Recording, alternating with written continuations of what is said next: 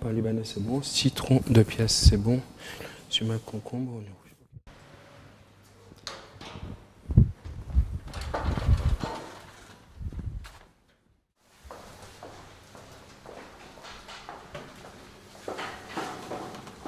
Il y a une épice que je cherche qui me manque là-haut. C'est une épice particulière qu'on utilise dans la cuisine libanaise. Et logiquement, je devrais la trouver ici.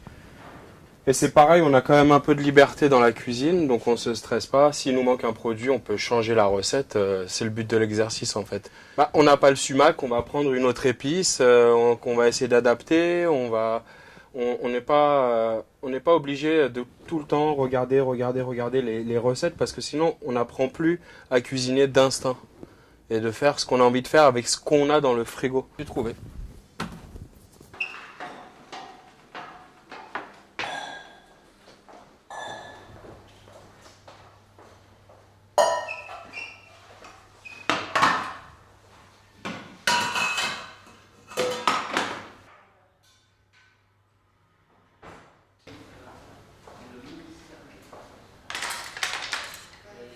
Faut qu'il soit très proche.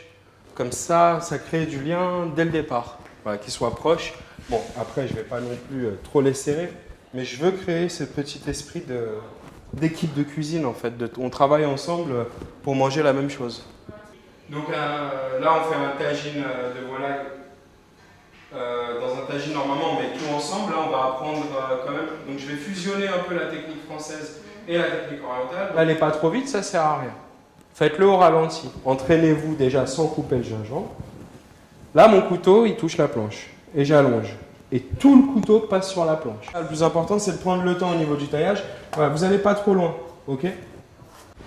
Voilà, quand tu vois que c'est un peu gros comme ça, hop, on prend, si c'est un petit peu gros, hop, et on le travaille. Le but, c'est aussi de les laisser seuls. Voilà.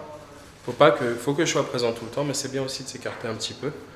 Et qui se sentent un petit peu responsables. Si jamais j'étais tout le temps sur le cours, là par exemple le beurre il brûle, je sais que le beurre va brûler, mais je leur donne une responsabilité. Ça va le beurre? Vanille sur là, ok. Sam, tu jettes un coup d'œil? C'est pas grave, c'est pas grave. C'est des choses qui arrivent à la maison ça. Gingembre c'est fini, vous attaquez vos légumes, il faut qu'on démarre le tagine. S'il manque un tout petit peu de cuisson, je sais que le temps qui refroidisse, il va finir en cuisson, ok? Une fois qu'on a fait ça, je vais vous montrer autre chose. Voilà, déjà, on n'y touche plus, on le laisse prendre un petit peu. On va dégraisser parce que la volaille a rendu de la graisse. Il faut gérer plusieurs trucs en même temps.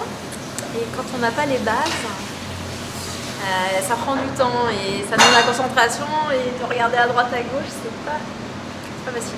Et ensuite, la farine, et vous remuez bien. Bien dissoudre le sucre, hein. On le pousse encore. Là, je suis bientôt dans le foncé, mais on est ambre. Ok, on va le pousser encore un petit peu.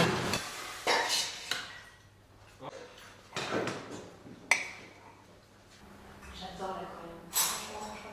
Franchement, c'est pas trop mal. Je suis fière de nous. C'est joli comme résultat. Bon, heureusement que Kamel a fait un petit peu tout. Et nous, on a suivi, mais c'est super joli. Je serais trop contente de pouvoir le refaire. C'est dans le cours que j'essaye d'inculquer cette convivialité en les faisant tourner entre eux, à ce qu'ils fassent tous la même chose, à ce qu'ils se donnent des coups de main, passe la casserole, passe-moi la poêle. J'essaye de créer cette alchimie-là pour qu'ils puissent, eux, chez eux, cuisiner ensemble. Ce que j'ai appris, quelques petites subtilités, donc notamment sur la taille des légumes, très intéressant. Et le professeur aussi très pédagogue. Voilà. Donc pour ma part, c'était mon premier cours donc dans ce cadre-là, et j'y reviendrai parce que c'était très dynamique. Moi j'ai appris des choses. Bon après je pars de bas donc je pouvais qu'apprendre. Mais ouais, très pédagogue et il partage quoi, il donne envie.